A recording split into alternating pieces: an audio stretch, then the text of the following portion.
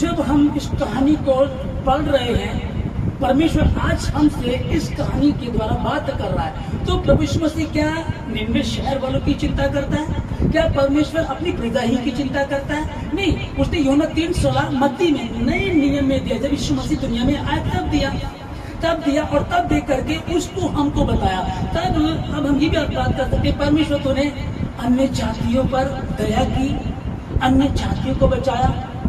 आप वचन में हम पढ़ते हैं उनका पाप बहुत बढ़ गया था, वो बहुत व्यभिचारी हो गए थे, बहुत चोर लुटेरे गंदे काम करने वाले हो गए थे, वो बहुत गलत काम कर रहे थे। अब परमेश्वर ने कहा है कि उनका पाप मेरी दृष्टि में बहुत बढ़ गया है। तो इसका मतलब कैसा पाप होगा?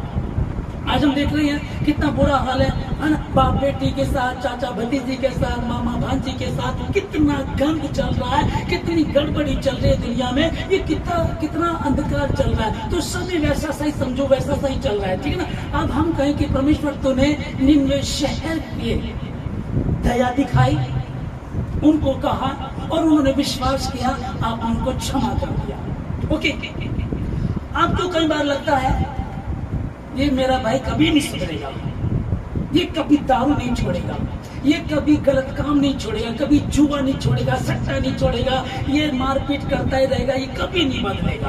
आप अगर ये बोलेंगे तो ऐसा ही होगा, पर आपको इसके विपरीत बोलना है। विपरीत आपको ये बोलना है कि ये बदलेगा, क्योंकि परमेश्वर बदलने वाला है। जब निन्वे शहर के लोग गलत करते रहे, परमेश्वर ने अपने नबी योना को भेज करके कहा था उनको जाकर के बता दे, जो मैं तुझे कहूंगा वो कहना है। तो परमेश्वर ने सिर्फ इतना कहा था, उनको बोलते 40 दिन बाद इसको उलट दिया जाएगा। उन्होंने विश्वास किया और मन फिराया, और मन फिरा करके वो आशीष मिली जो हम नीति वचन 28:13 में देखते हैं। जो अपने अपराध छिपाए रखते हैं उसका कार्य सफल नहीं होता, परंतु जो उनको मान लेता और छोड़ भी देता उस पर दया की जाएगी। जो मान लेता और छोड़ भी देता उस पर दया की जाएगी। इसको देख रहे हैं, पुराने नियम में वहां हमने देखा, और नए नियम में हम लोग जो यहाँ पढ़ रहे हैं, मत्ती की किताब 5:46 में हम लोगों ने जब पढ़ा, यहाँ लिखा कि परमेश्वर कह रहा है तुम सुन चुके हो दांत के बदले दांत, आंख के बदले आंख, हाथ के बदले हाथ, पर मैं तुमसे कहता हूं अपने पड़ोसी से अपने समान प्रेम रखो, अपने सताने वालों के लिए प्रार्थना करो, अपने दुश्मनों को माफ करो। ये तो बड़ी अजीब भैया, ये आदत तो बहुत भयंकर है। मैं अपने दुश्मन को कैसे माफ कर दूं? मैं अपनी पड़ोसन को जो मेरे लिए गलत सोचती थी, टोना करती थी, टोटका करती थी, गालियां निकालती थी, या मेरे लिए गलत सोचती थी, मैं कैसे माफ कर दूं? अब कैसे करना वो आप देखिएगा। आप जब तक नहीं करेंगे आपके माफ नहीं होंगे। नया नियम क्या? नया नियम, यदि तुम आपस में एक दूसरे को नमस्कार करते हो, जय मसीह की दीदी, जय मसीह की भैया, है ना, गुड मॉर्निंग, गुड इवनिंग, जो आप आपस में करते हो, तो कौन सा बड़ा काम करते हैं? चोर, उचक्के, डाकू भी यही करते हैं। पर तुम में और उनमें फर्क क्या है? तुम जगत की ज्योति हो, तुम पृथ्वी का नमक हो। तो नमक कहाँ है? परमेश्वर ने पुराने नियम में साबित किया, वो मेरी प्रजा नहीं थी, लेकिन उस पर ध्यान दिया और उसको क्षमा कर दिया। जब उन्होंने शुरुआत की, कई बार होता है कि अपने कसूरवारों को माफ नहीं कर सकते, मैं नहीं कर सकता, तो लिखा है कि हम उससे बल मांगे। यीशु मसीह से चेले बोलने लगे, कहते प्रभु दुष्ट आत्मा को हम क्यों नहीं निकाल सके?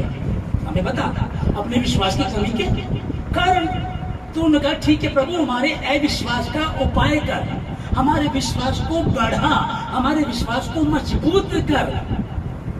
फिर उसने सिस्टम बताया कि जाति प्रार्थना और उपवास के अतिरिक्त और किसी वस्तु से नहीं जाती। तो ठीक है, फिर हम प्रार्थना करेंगे, हम उपवास रखेंगे, और जब उपवास रखेंगे, प्रार्थना करेंगे, जो प्रभु ने कहा उसको जिसको बदलने के लिए आप लग गए हैं वो बदलेगा, उसको बदलना ही पड़ेगा। यहाँ परमेश्वर ने अगर अपने नबी को कहा कि मैं जो कहूंगा वो बोलना, और यहाँ लिखा है कि उसने सिर्फ इतना कहा, 40 दिन बाद ये पलट जाएगा। ये निन्वे शहर उलट दिया जाएगा। अब उलट दिया जाएगा, सिर्फ इतना कहा तो इसका मतलब परमेश्वर को पता था वहां सिर्फ इतनी बात बोलने से ही उनके हृदय छिद जाएंगे। राजा अपनी राख की गद्दी छोड़ देगा, अपने वस्त्र निकाल देगा, टाट ओढ़ करके राख पर बैठ जाएगा। उनके लिए इतना ही काफी है। इसका मतलब वो एंजॉय तो कर रहे हैं, पर कहीं ना कहीं वो सोच रहे हैं कौन हमको बचाएगा, कोई हो जो हमको बचाए, कोई हो जो हमें निकाले यहाँ से, पाप से निकाले, गंदगी से निकाले। वो प्रार्थना तो कर रहे होंगे पर उनकी प्रार्थना खुलकर नहीं आ रही थी, क्योंकि वो तो गलत कर रहे थे। पर मेरे पिता ने, आपके पिता ने, मेरे प्रभु ने उन पर दृष्टि की और उन पर दृष्टि करके कहा जा उनको जा करके बता। इस बीच में कहानी ये होती है, जब योना नबी को भेजा जाता है तो कहता था कि मैं वहां जाऊंगा, वो तो बहुत बहुत बहुत गलत लोग हैं, वो तो मुझे मार देंगे, वो तो मुझे खत्म कर देंगे। अब इसको परमेश्वर के शब्दों पे कम विश्वास हुआ और उनकी गुंडागर्दी पे ज्यादा विश्वास था कि मुझे मार डालेंगे, और ये भागता रहा। ये निन्वे को ना जाकर के ये कहाँ पहुंच गया, तर्शीश को पहुंच गया, और परमेश्वर इसको वहां से लेकर के आए। ये कहानी अलग है, पर मैं आपको बताना चाहता हूँ इसने बात का विश्वास नहीं किया, परमेश्वर का विश्वास नहीं किया, और जब ये लौटा परमेश्वर फिर कहा जा करके बता दे जब मैं तुझे कह रहा हूँ। लिया। आपको कई बार लगता है कि नहीं हो सकता, पिताजी नहीं बदल सकते, भाई नहीं बदल सकता, ये तो और गलत काम कर रहे हैं और गुनाह कर रहे हैं। कल इसने चोरी कर ली, परसों इसने चोरी कर ली, फिर इसने ये भी कर लिया, इसने ये भी कर लिया, ये नहीं बदलेगा, ये नहीं बदलेगा।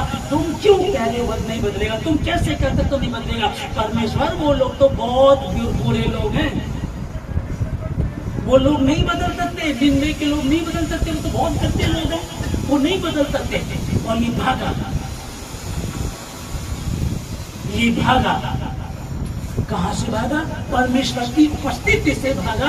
परमेश्वर ने यदि कह दिया है मैं तुझे करूंगा, तू बची है तो तेरा घराना बचेगा।